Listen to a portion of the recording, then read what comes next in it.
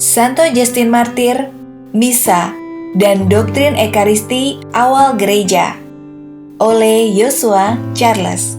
Dalam kisah perjalanannya menjadi Katolik, dan ini pelajaran yang dibagikannya part 13 dari 34.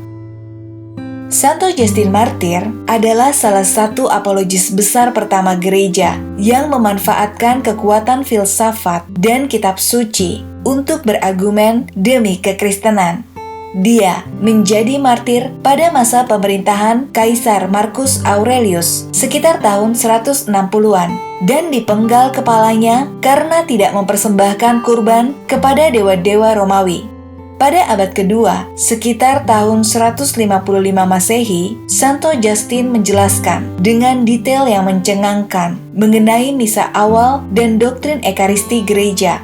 Hanya ada dua kemungkinan untuk menghidupi doktrin yang sama ini sampai hari ini, baik di antara gereja-gereja Kerasulan Timur yang sebagaimana diakui gereja yang memiliki sakramen-sakramen yang sah atau sama seperti gereja Katolik. Singkatnya, Santo Justin Martir bersaksi tentang semua unsur kurban misa yang hadir dan diajarkan oleh gereja Katolik hingga hari ini. Seperti ibadah Kristen terdiri dari kurban roti dan anggur yang disebut Ekaristi atau ucapan syukur yang ditetapkan oleh Kristus sebagai peringatan sengsaranya.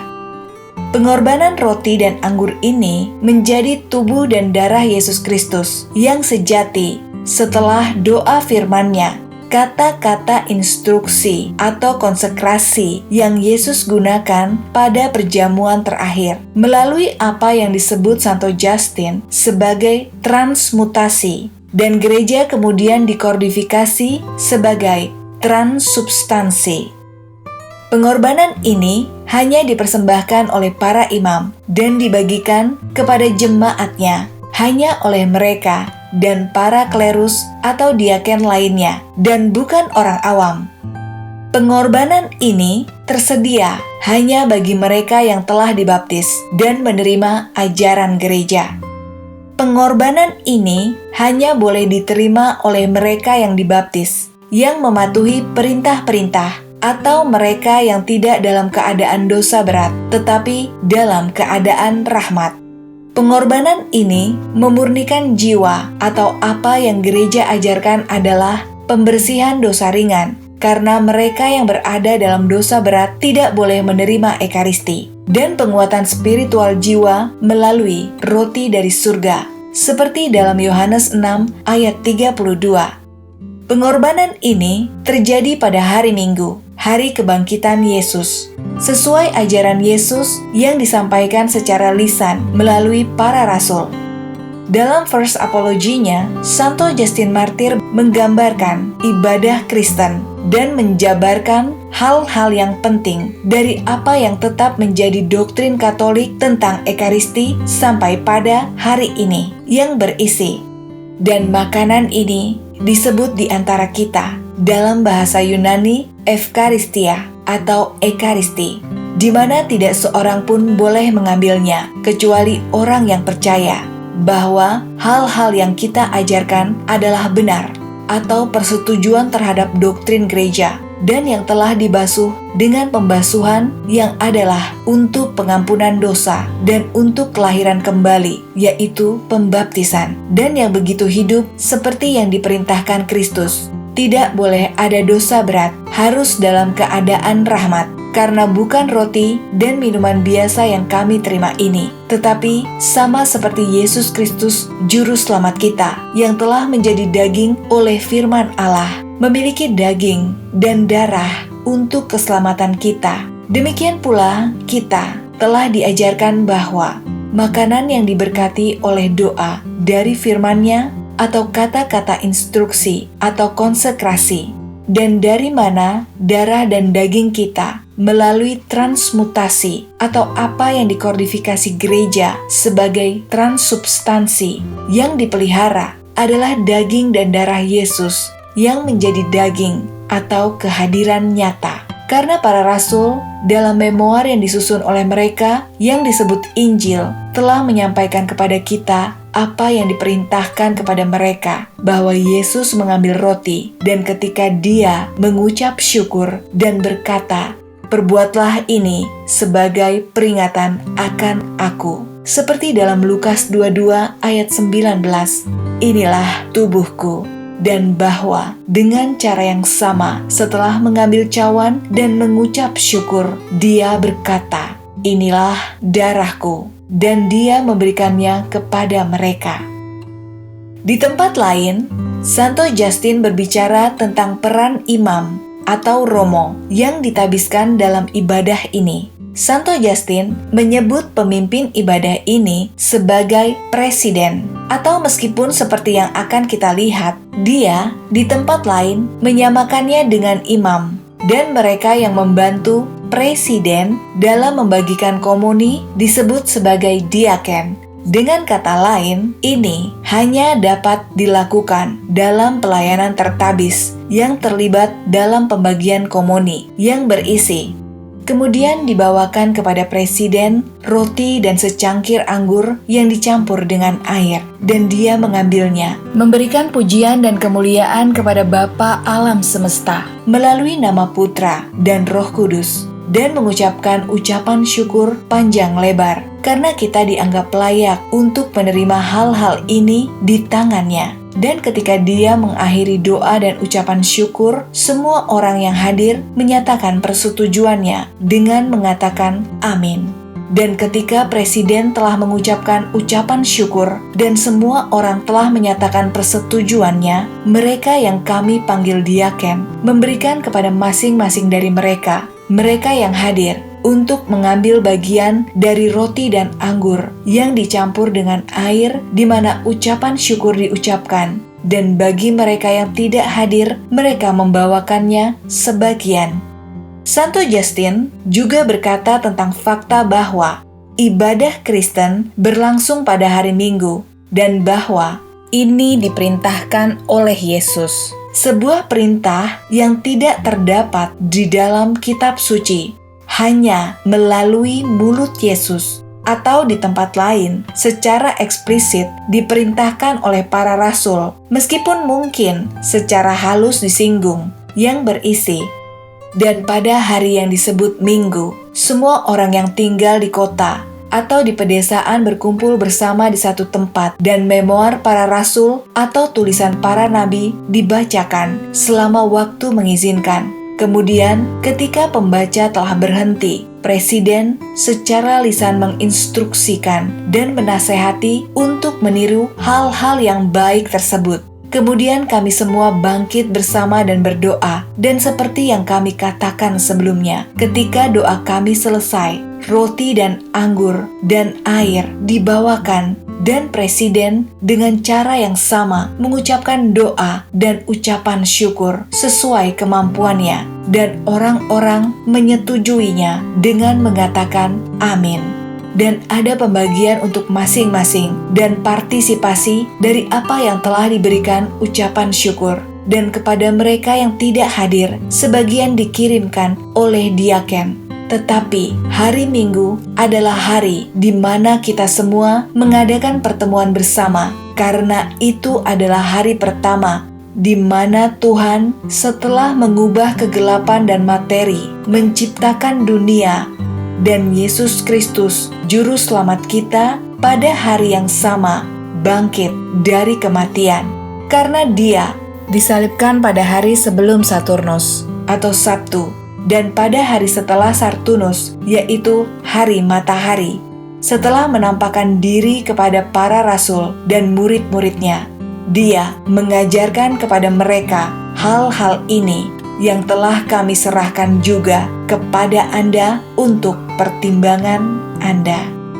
Detail serupa dan tambahan terdapat dalam bukunya Dialogue with Trippo, yang merekam debat antara Santo Justin dan lawan bicaranya yang adalah seorang Yahudi. Misalnya, dalam bukunya pada bagian 41, ia berbicara tentang sifat kurban Ekaristi serta manfaat spiritualnya. Yang keduanya merupakan kebenaran mendasar dari doktrin Katolik sampai hari ini yang berisi dan persembahan tepung halus, tuan-tuan yang ditentukan untuk dipersembahkan atas nama mereka yang disucikan dari kusta, seperti dalam Imamat 14 ayat 10.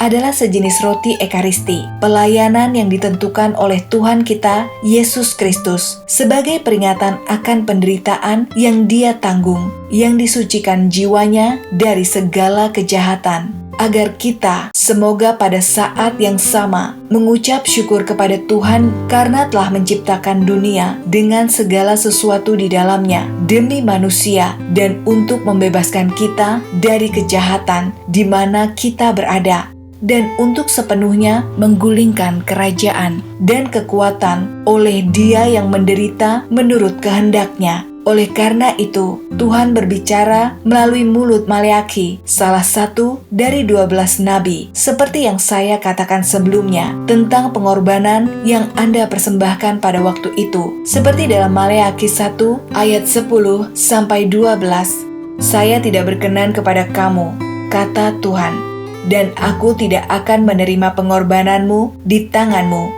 karena dari terbitnya matahari sampai terbenamnya, namaku telah dimuliakan di antara orang bukan Yahudi, dan di setiap tempat dupa dipersembahkan untuk namaku, dan yang murni dipersembahkan, karena namaku besar di antara orang-orang bukan Yahudi, tetapi kamu mencemarkannya."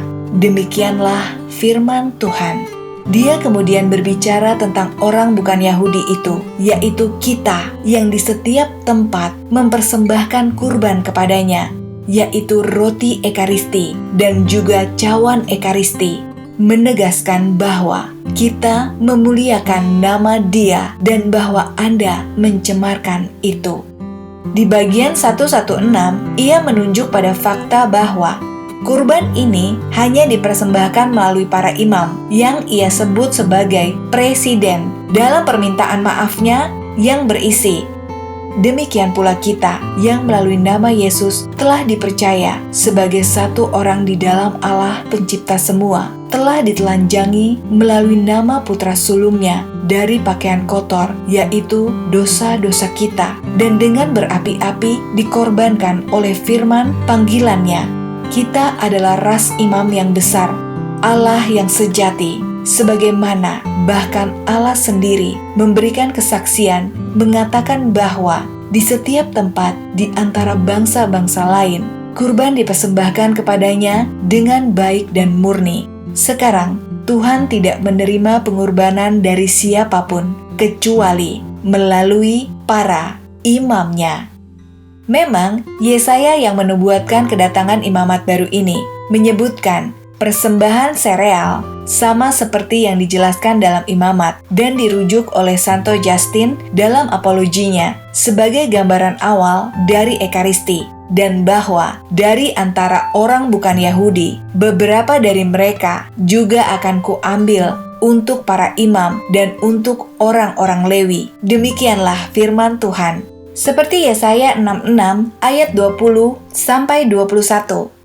Akhirnya, pada bagian ke-117, Santo Justin Martir menyimpulkan untuk rekan Yahudinya tentang nubuat ekaristi sebagai kurban yang dipersembahkan oleh orang bukan Yahudi di seluruh dunia, menunjukkan hubungan inheren antara ekaristi dan doa atau pujian, dan bagaimana hal ini belum dipenuhi oleh orang Yahudi, tetapi hanya oleh gereja yang berisi.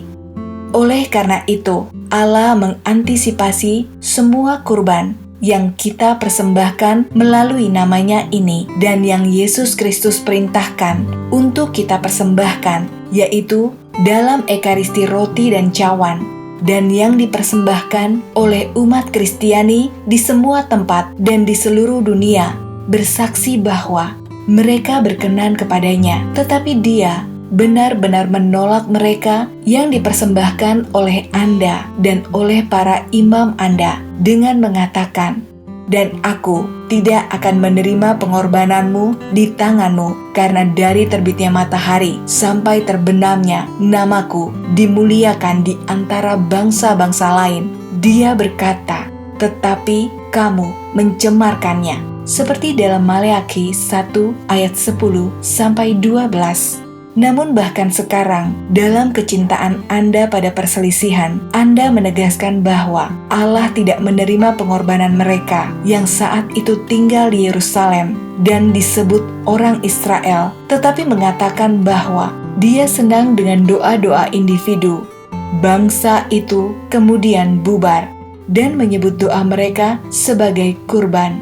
Sekarang, bahwa doa dan ucapan syukur ketika dipersembahkan oleh orang-orang yang layak adalah satu-satunya korban yang sempurna dan menyenangkan bagi Tuhan. Saya akui, karena hanya orang-orang Kristen yang telah berjanji untuk mempersembahkan dan sebagai peringatan yang dipenuhi oleh makanan padat dan cair mereka, di mana penderitaan anak Allah yang Dia tanggung dibawa ke pikiran yang namanya telah disebabkan oleh para imam besar bangsa Anda dan guru-guru Anda, dinajiskan dan dihujat di seluruh bumi. Tetapi tentang Anda dan guru Anda menipu diri sendiri ketika Anda menafsirkan apa yang dikatakan kitab suci sebagai merujuk pada orang-orang dari bangsa Anda yang tersebar dan mempertahankan bahwa doa dan pengorbanan mereka yang dipersembahkan di setiap tempat murni dan menyenangkan. Belajarlah bahwa Anda berbicara salah dan berusaha dengan segala cara untuk menipu diri sendiri. Karena pertama-tama, bahkan sekarang, bangsa Anda tidak terbentang dari terbit hingga terbenamnya matahari. Tetapi ada bangsa-bangsa yang tidak ada di antaranya. Ras Anda pernah tinggal karena tidak ada satupun ras manusia. Apakah orang barbar atau orang Yunani atau apapun sebutan mereka, pengembara atau gelandangan atau pengembala yang tinggal di tenda. Di antaranya, doa dan ucapan syukur tidak dipersembahkan melalui nama orang yang disalibkan, Yesus. Dan kemudian, seperti yang ditunjukkan kitab suci, pada saat Maleakhi menulis ini, penyebaranmu ke seluruh bumi yang sekarang ada belum terjadi.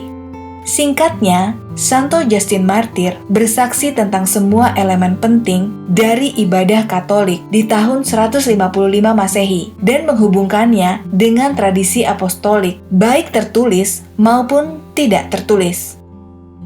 Demikian, semoga penjelasan dari Joshua Charles dalam perjalanannya menjadi Katolik dalam mempelajari sejarah gereja Katolik kuno ini dapat menjadi inspirasi iman kita semua.